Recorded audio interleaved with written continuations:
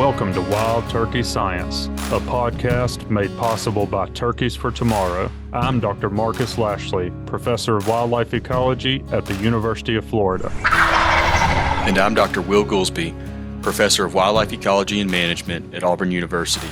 We're both lifelong hunters and devoted scientists who are passionate about hunting, managing, and researching wild turkeys.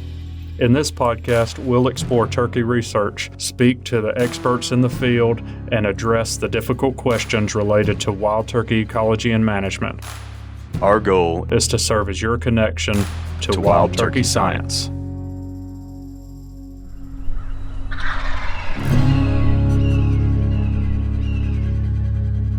Hey everybody, we've been getting a lot of requests for additional learning opportunities, and to address this, we have now developed an online comprehensive wild turkey management training. We teamed up with scientists across many institutions whose expertise is in population and habitat management for wild turkeys, and we wanted to provide that to you in a form that you can take wherever you are and at your own pace. So if you're interested in the training, make sure to sign up. We have it linked below. All of the proceeds of this is going to go back into wild turkey research and communication efforts so that we can bring more great information like this to you. So thanks for all the support. We really appreciate everything, and I hope you enjoy the training. Please help us share it with anybody you think might be interested.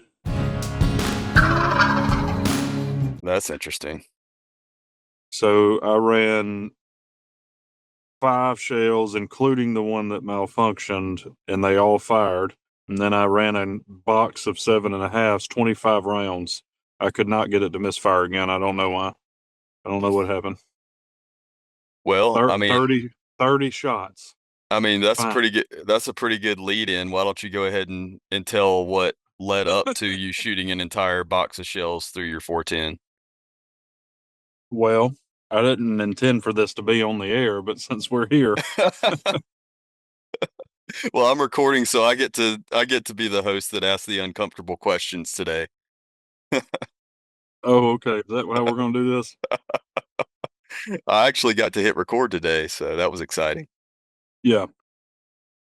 So we've been doing a lot of hunting, and I went hunting in North Mississippi with several folks. In fact, some of the stuff I wanted to talk today about came from a discussion with me and Adam Butler, who we've had on the show. He and I got to hunt a little bit together, and I thought it'd be a good idea to talk about some of those things because folks have turkeys on their mind right now, right? One could imagine. So we, me and a guy named Hearn Foster that got his master's at Mississippi State University, known him since his graduate days. He and I went out hunting together and got all over the birds. I will remind everybody, I have started hunting with a 410, and I have for about a week mainly used the wing bone and trumpets. I've been trying not to use other stuff, so I've gotten quite an interesting response from quite a few turkeys from that. I feel much more confident. We'll just put it that way, because they've been responding pretty positively to those calls. But anyway, we got on a bird that we had multiple choices, and we picked this one because we thought we could get in really good position on him.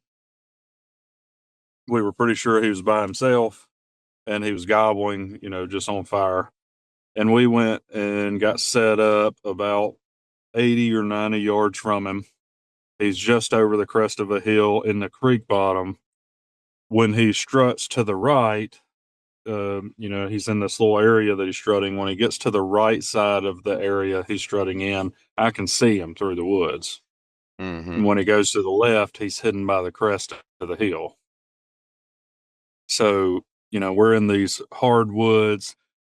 if you go 50 yards up the hill, it transitions into open pine that's about 50 basal area, and it's been burned just recently. So really good, rolling hills, open pine with hardwood bottoms, and the hardwoods are mature and open.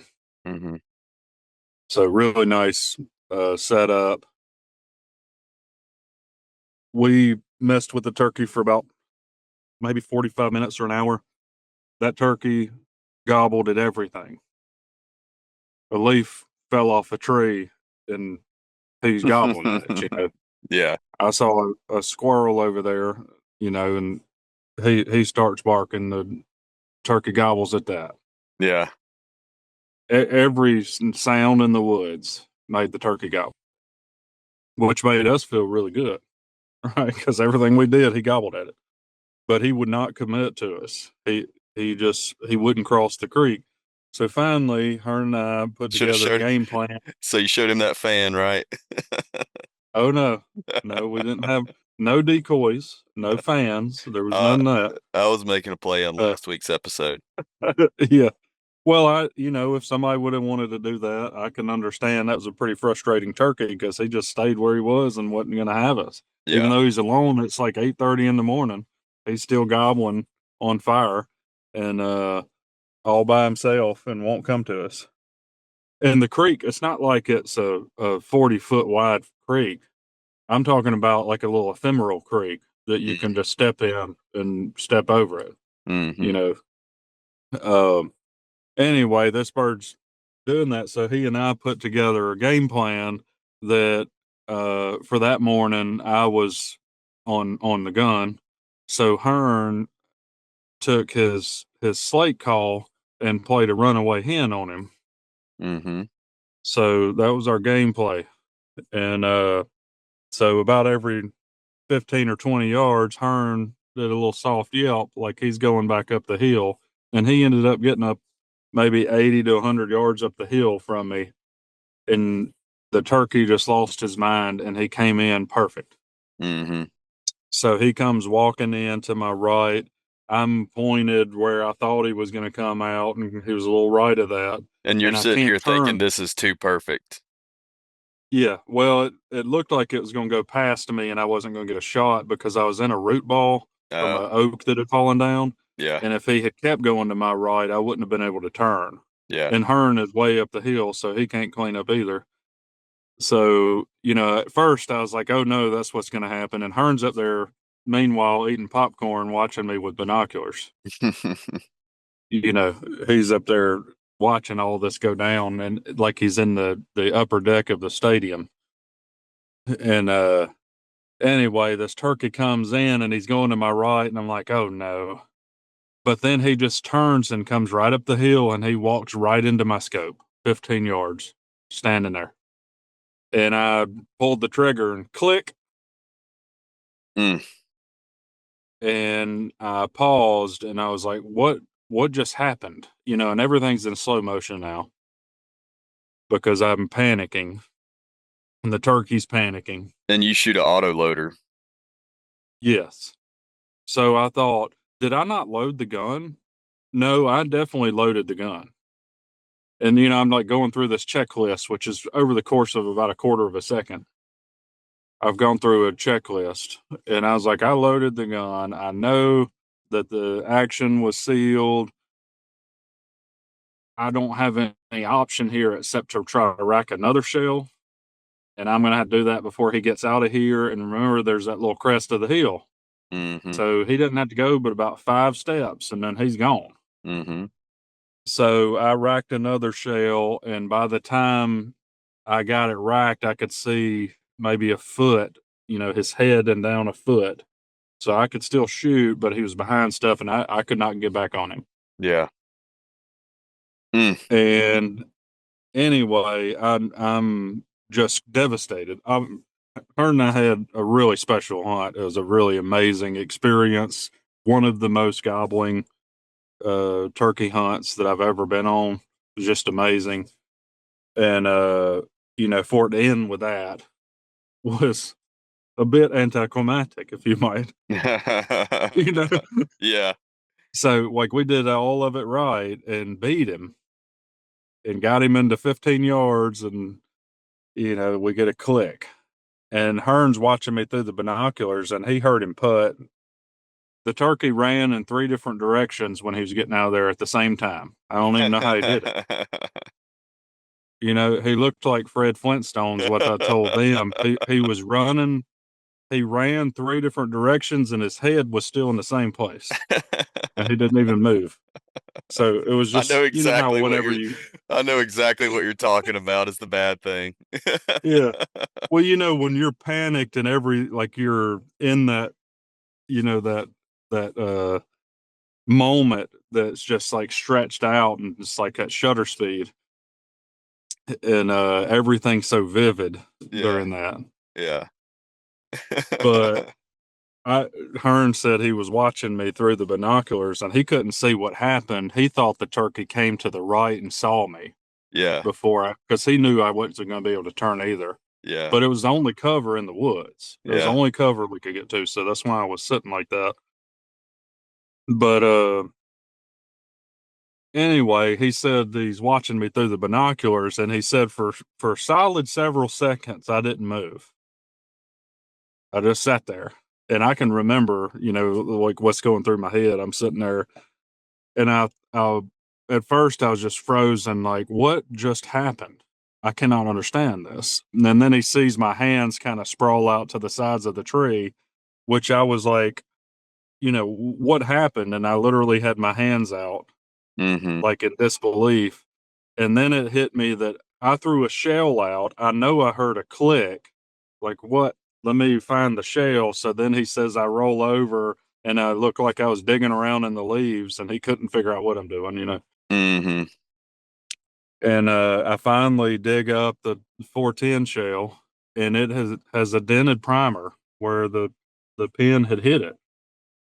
So there's a bunch of us there hunting together, and we went through everything we could think of. Was the action not set? Was it, you know, this or that? And we didn't have any ideas. And one of the guys said, well, mate, the only time that's ever happened to me, I, uh, I had dropped a shell in the water when I was duck hunting. And he said that when he shot that shell, he had some pintails work in. And when he shot that shell, the pellets just literally rolled out of the end of the barrel. Yeah. And I was like, it just like hit me real fast. Oh my God. You remember the story about the turkey last week that I hunted in the rain for 4 hours? Mm-hmm. So that was our prevailing hypothesis. Yeah. And since then, because I don't want that to happen ever again, right? Mm-hmm. Uh, Also, I know there's a bunch of folks out there, you know, uh, listening to this. uh, like stuff like this happens and it's embarrassing, but here we are laying it out for the world to hear it, you know. Uh, but I try to take great care in making sure that stuff like that doesn't happen. So, I came home and I was with my dad, and we were trying to go through everything, figure out what is going on. And I fired 4 more shells of my turkey loads. I then fired a box of 25 7.5s, Mm-hmm. and I fired the shell that misfired, Right. and all of them shot fine. Wow. 30 rounds through it, and we could not get it to misfire again. So I don't know what happened. So if we have a gun expert out there that has ideas on what happened, there was a pin mark in, it was dented, and the shell didn't go off, but it did the second time. Yeah. See, I wonder if during that rainy hunt, I wonder if your firing pin got a little hung up, and then that first shot you got a light strike on that shell, and that loosened it up. So all those subsequent shots, it was already loose and it was fine. Maybe so. The gun has never missed before. Yeah. and I couldn't get it to do it again. And I mean, we're not gun experts, but we did everything we could think of. Right. Yeah. Well, that's hunting. I know. So it was catch and release. I Yeah. caught that gobbler. Yeah. Hearn and I were pretty proud. Like that was a tough gobbler. We've been Yeah. on him, and we pulled one of the old school tricks on him to beat him, and that Yeah. was cool. I Yeah. enjoyed that. But obviously, I'd have liked to take him home with me. Yeah. Well, But it seems it's to be that definitely embarrassing. that's kind of It's the way also our funny. luck is going this season for both of us. I Yeah, mean, I've been in and amongst a lot of birds. For yeah. one not I've to been have all over 'em, man. hit the ground yet. And that's how it was last weekend at Westervelt too. And I mean that was a fun experience, even though we didn't get a bird on the ground there either. And Yeah, you know, you want to tell everybody a little bit about yeah. what we were doing there, and the history of that would be cool to unpack a little bit. Yeah, so, disclaimer, we're not going to go deep on any science today, just because, we've been trying to enjoy our turkey season the same as y'all have. So, Well, uh, we do have a little science that I think yeah, yeah, an anecdote from Adam Butler that I think would be worth us discussing. yeah, that's very So relevant to hunting, right, like we all are right now. But yeah, yeah, so this was my second year participating in that hunt at the Westervelt Lodge. And for those of you that aren't aware of it, the Westervelt Lodge is in Pickens County, Alabama, which is, kind of west central Alabama near Aliceville, if you want to look up the nearest town. And I'm not exactly sure how long it's been going, but it's been a while. And to give you some context, Colonel Tom Kelly is undoubtedly the most famous instructor that has ever, played a role in that school and that program. And he was the one that ran the program for the I think the longest tenure of anybody, but Ben Rogers Lee even helped out with it during certain years in the past. So the Westervelt Lodge has been around a long time, and it has a long history of being an outstanding place to turkey hunt. And each year, they have this Westervelt Turkey School, so they sell turkey hunts on this property. And during this particular weekend, hunters can, buy a 2-day hunt, but it's not just the hunt during the Westervelt Turkey School, as the name would suggest. It's basically a program where you get to turkey hunt alongside knowledgeable guides. And when we're not hunting, we spend the time, we go out in the morning and then we spend the rest of the late morning into the early afternoon talking about how to turkey hunt. So like Terrence Williamson came in, he's won the Grand National in the friction category. I think more than once. I know he has at least once. Marcus, you may remember a little bit better than I can, but well, he's definitely won a lot of impressive yes, events. yeah, I and don't he's with remember how many times he won that one, but it yeah. was at least once, and there was several other things as well. Yeah, he's with Rolling Thunder Calls now, and has, worked with a lot of, great, well-known call manufacturers in the past too. Because they dang sure didn't want you and I teaching the calling portion. Well, it's funny. They got the person that went out with Terrence on Yeah. the first day went out with me on the second day. And I was like, hey, now, I don't want you to get any ideas that what you got with Terrence is normal. Like, Yeah. my calling is not going to sound like Terrence. But I mean, he's world he, class, and at yeah, one point, I mean, it was funny because he said one time, he's like, well, I'm not the best in the world at this. And I was like, no, you're the best in the world at it. You literally, you literally are. if not you, then who, right? Yeah, yeah. But then the lodge manager, Stephen Carroll, also helps, teach a good bit of it. And he talks a lot about, strategy, setup, equipment that turkey hunters might want to use. We go through various different scenarios. Hunters get to pattern their guns, they get to learn how to estimate range. Essentially, it is a comprehensive, kind of like our Habitat Academy was, but instead of focusing on habitat management for turkeys, it's just focused on hunting turkeys.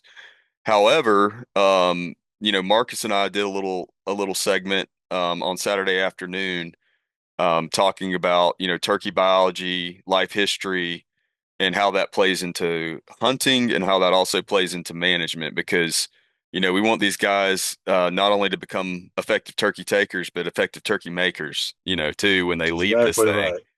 right. And so, we gave a little presentation, did a Q&A session, just to clue these folks in on, what's going on with turkeys and the challenges that they're facing and how can we help them, overcome some of those challenges. Yeah. So all in all, a really, really good experience. It's something that I very much have grown to enjoy because, I think I even commented on Terrence's Instagram page. He made a post on it. And I said, that place is definitely hallowed ground when it comes to the wild turkey. I mean, just you feel so honored to be there. It's like you can almost feel the colonel's presence. I mean, one of the rooms in the lodge is the Colonel Tom Kelly room, and I've, gotten to stay in that one before, and it just feels it's like his presence is there. Yeah. Yeah. Um, No, it's really cool, really awesome history and, yeah. really, really beautiful property. It was fun to get to go around, look at it and hear some turkeys gobble. Yeah, and the other fun thing about that is, especially for me too, is I've been working with the Westervelt staff here for the past couple of years, helping them, kind of fine tune some things across the lodge property. Um, and I'm excited. We're already seeing like a positive response in the habitat, a positive response from the bird population. And my expectation is that in the next 5 years, that's only going to continue to get better. In that being said, they already have a very solid turkey population, but we're trying our best to take it even further, to the extreme of that density that we could potentially achieve. Yeah. Yeah, that's good stuff. Which kind of leads us up to Well, what we I wanted to was touch just on about to today. say, Yeah, I was about to say, since you brought up density, I think that's a good segue for us to talk about that some. So I yeah. mentioned a few minutes ago that I got an opportunity to hunt with Adam Butler, and that was a lot of fun. We got on a bird, and he was hot, and we gobbled and gobbled, and he kind of started easing away from us, and we got on X and worked out a plan and did a button hook on him, got in front of him, and got him to about 70 yards. And a hen showed up in between us. She just popped out. And he, of course, would rather have a real hen than us.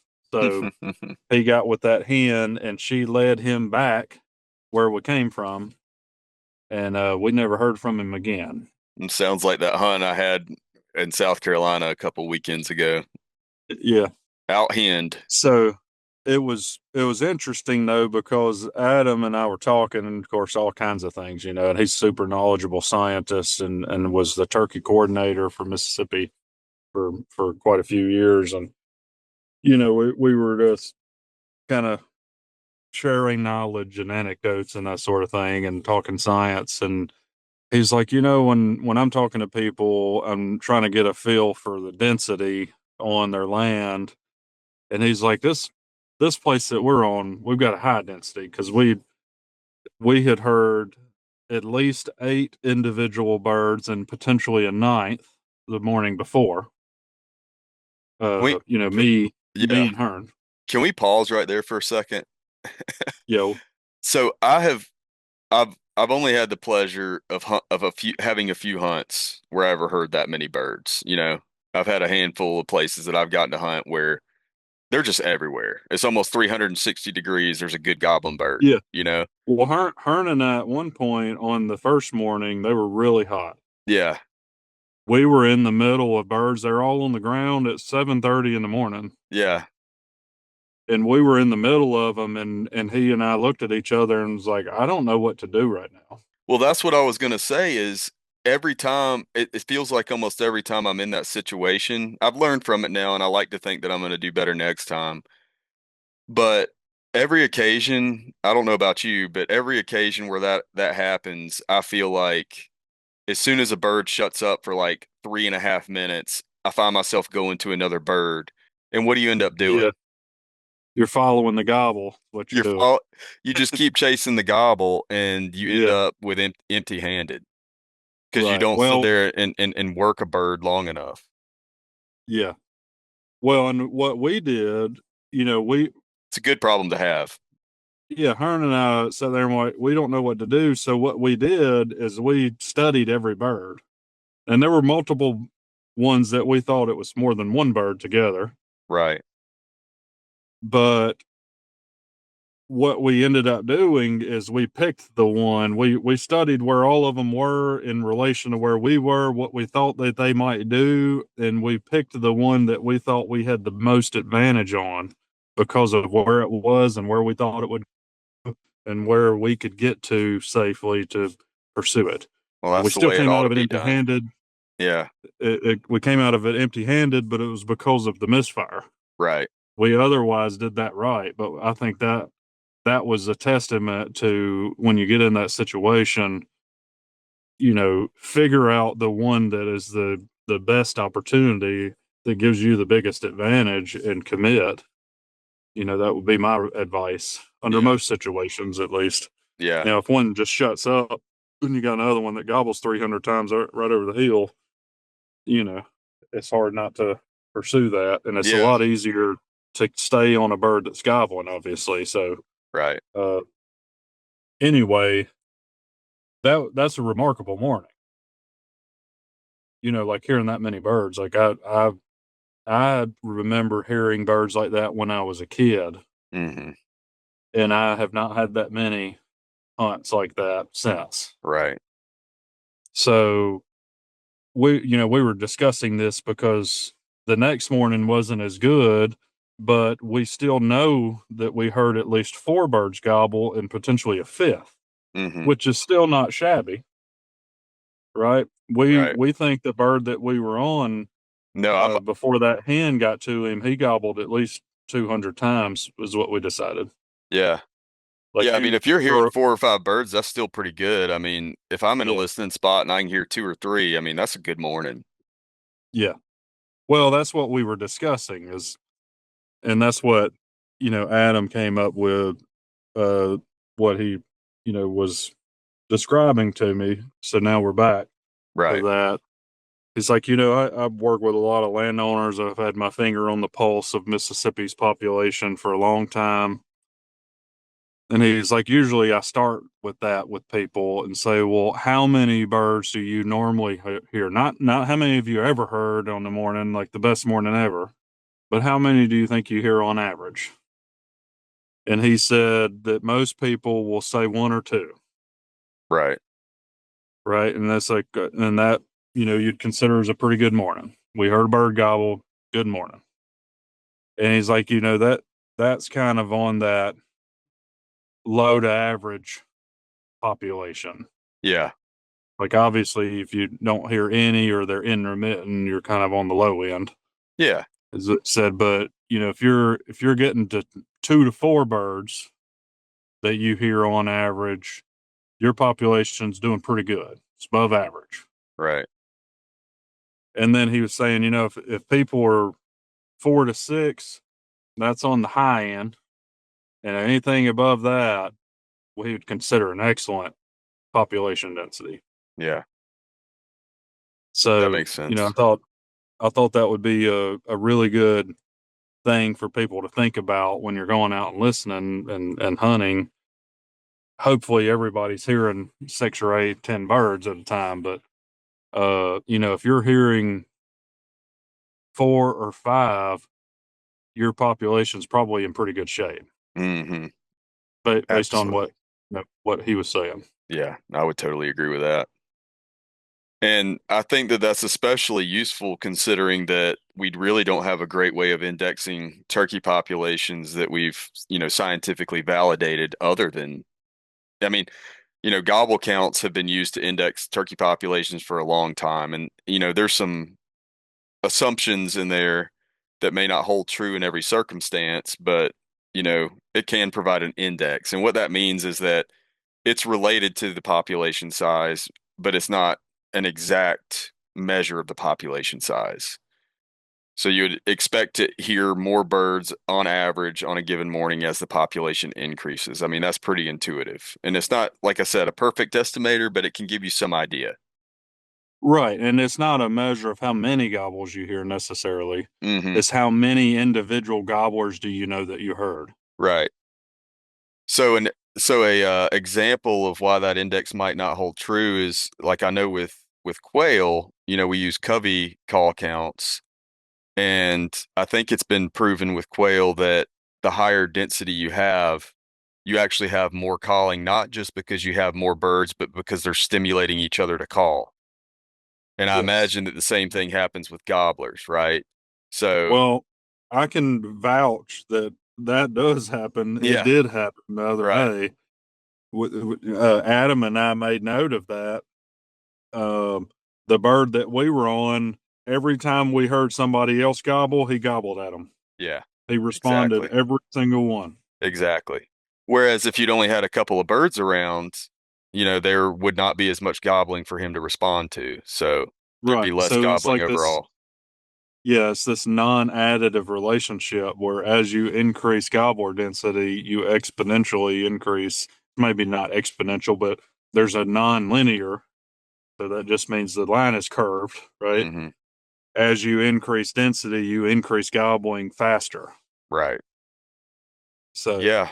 I think, yeah, I think that's a really good thing for folks to keep in mind. And since you're all out there in the woods, hunting turkeys, I presume the majority of people that listen to this podcast are probably doing that.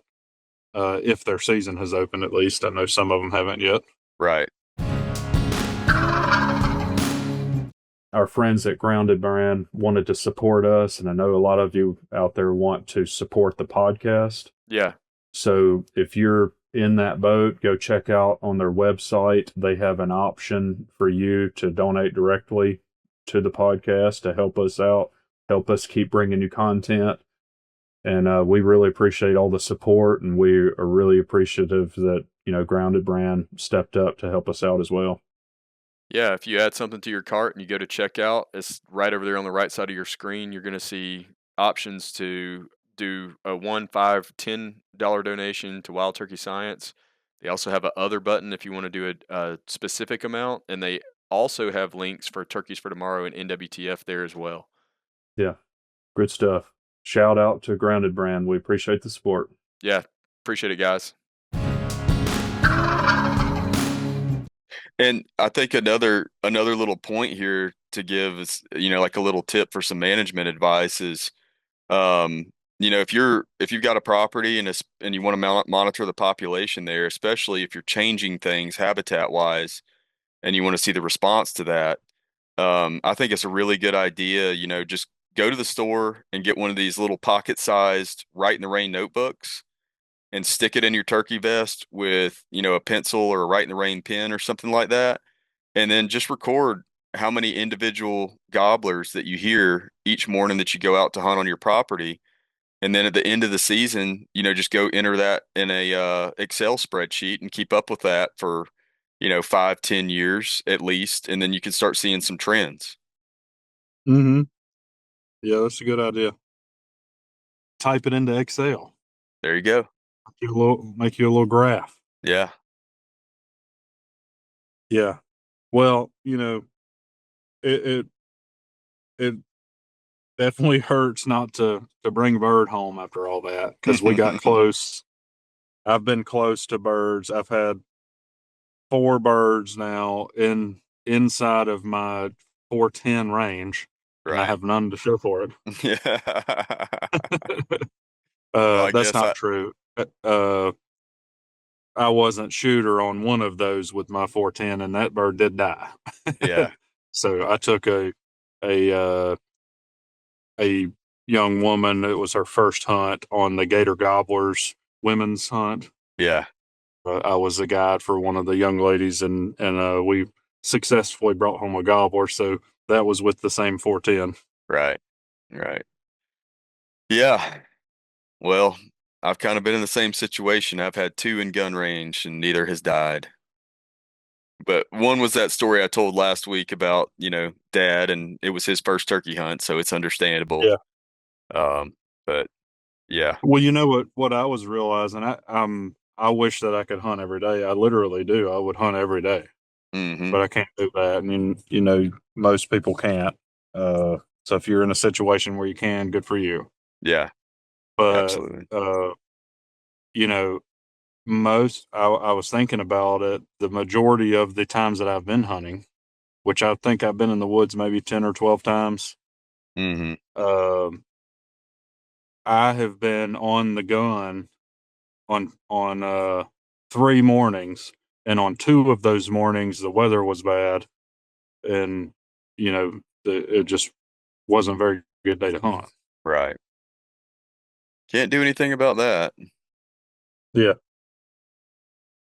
So, but the other thing is, we both care a lot about sharing this with others and trying to, continue to garner interest. So I'm really happy that I've gotten to share the tree with a whole bunch of really, cool people that were fun Absolutely. to hang out with. And Yeah. some of those people had never done that at all before. Right. So, Right.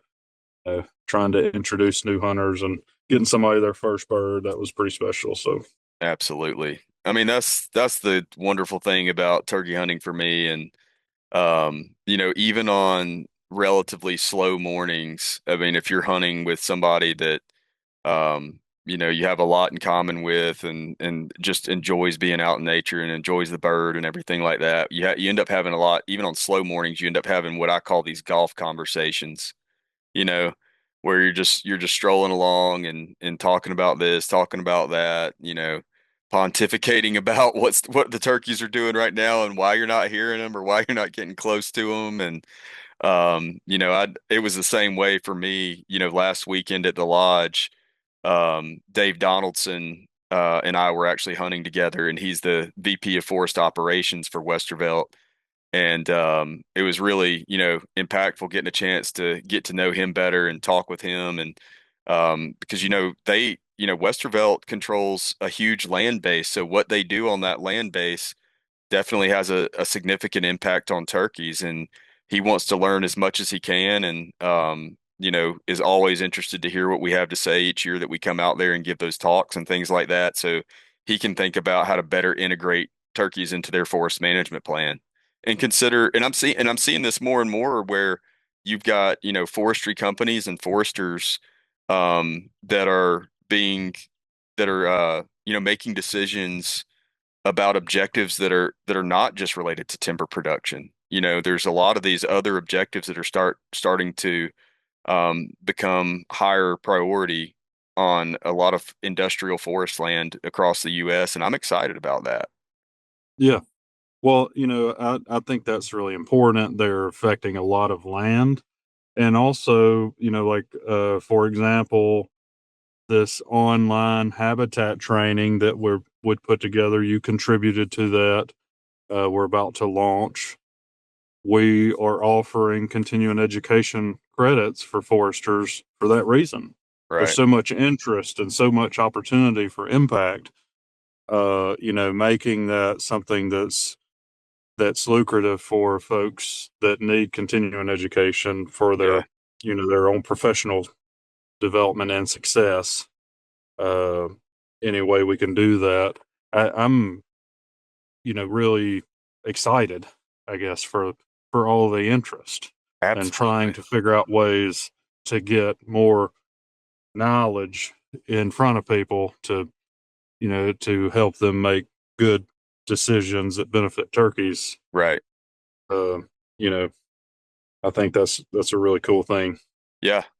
Another example I'll give you is I'm going to speak next week. Well, I guess it's this week, that week this episode airs, to a group of consulting foresters at the Forest Investment Associates annual conference in Atlanta. And they specifically wanted me to talk about, wildlife considerations in forest management because they're seeing increasingly that their clients want the land that they're investing in managed for a diversity of objectives.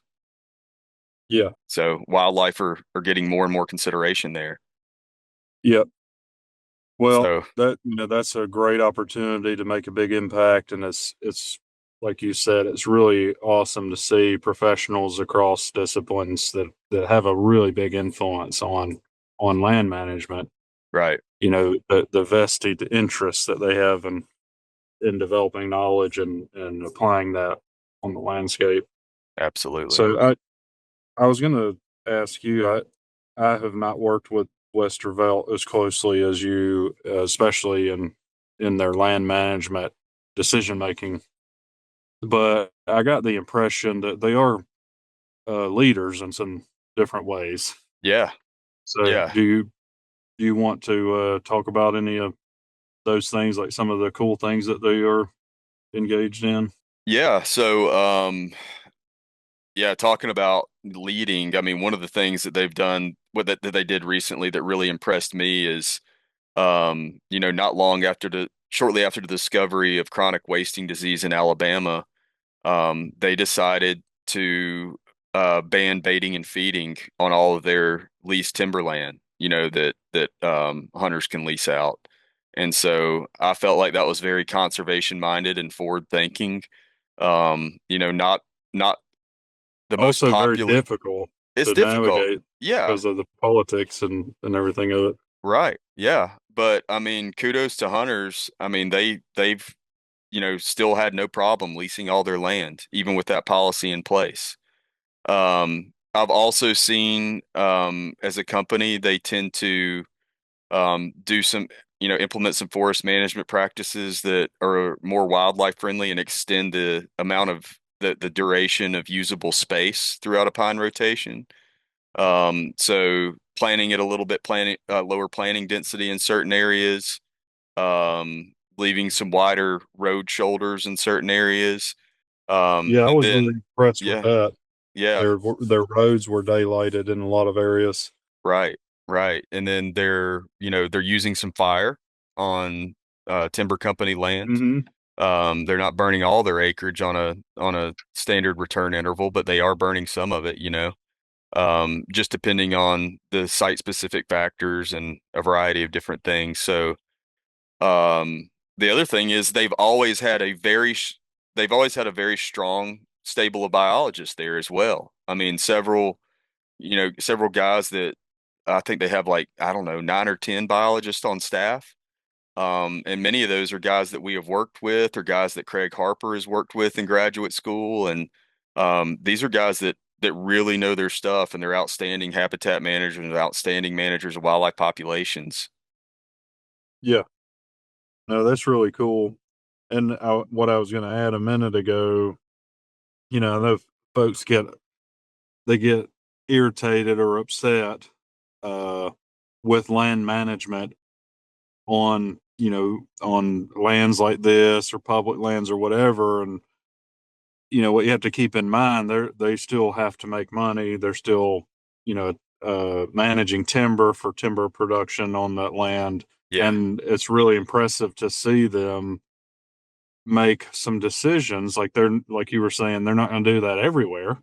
They can't. They're right. trying to make money off of the timber, but they are trying to integrate it where it makes sense to benefit the resource, That's of right. wildlife. So that's a pretty cool thing and forward thinking, and I'm glad to see it. And I'm hopeful that we will continue to see things like that Right. develop in some of these industrial private lands in particular. Yeah, I think so. And one of the things that I'm most excited about that I've worked with them on that it was actually their idea originally was to incorporate turkey habitat considerations into their harvest scheduler.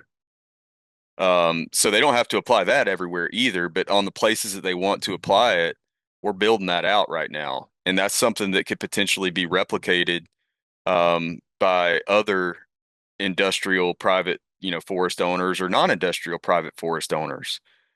So, basically when you're evaluating whether or not to harvest a stand, it considers things like, like movement corridors, how much brooding covers in the area, how much nesting covers in the area, and it's kind of got this hierarchy or this key that the GIS goes through, and then it can make the determination of whether or not that stand should be harvested or at a minimum notifies them, well, that if you harvest this stand, it's likely to affect turkey habitat within this management unit in this way.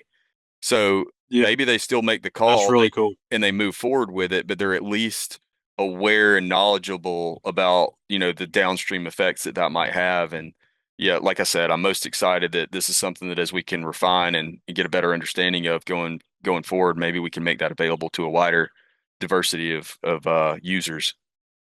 Yeah, that's a really cool thing. I'm excited to see that develop and hear more about it. Yeah. Yeah. So Cool. I guess you got to get back on the road, huh? Yeah, I'm in the middle of nowhere, Alabama right now. I Well, can see a corn silo that I can fill her up if I want to yeah. now. It has Well, a sign saying come fill up. well, it sounds like it's got that, and then it must have a cell tower because you've had pretty good reception, but maybe not much else. Yeah. Yeah, I'm looking at a cell tower actually. That's why I picked this Perfect.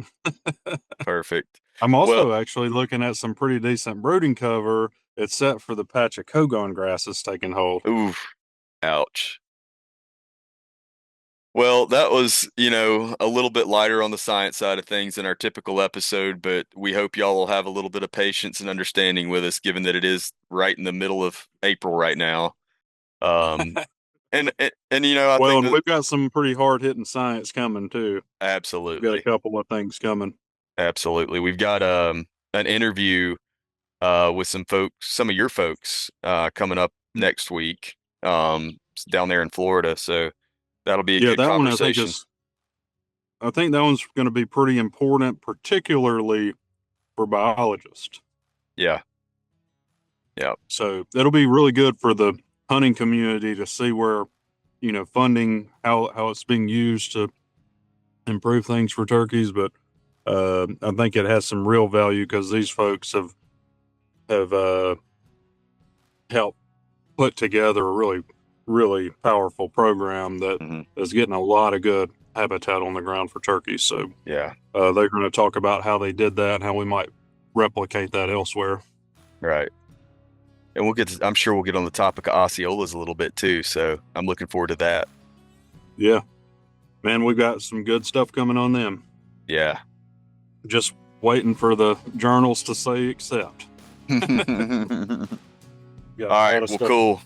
Well, I hope the rest of your drive goes well. Hope you drive safe, and hopefully maybe we'll get on one more hunt this year. If we get some time. Yeah, that'd be cool. I hope so. All right. Yeah, appreciate it, everybody. Thanks for listening. We appreciate all the support, the comments. Make sure you sign up for our online habitat management course. We should have it linked in the show notes for you. And hope you go get you a bird, Will. Yeah, me too. We'll talk to you later. Wild Turkey Science is part of the Natural Resources University podcast network and is made possible by Turkeys for Tomorrow, a grassroots organization dedicated to the wild turkey. To learn more about TFT, check out turkeysfortomorrow.org.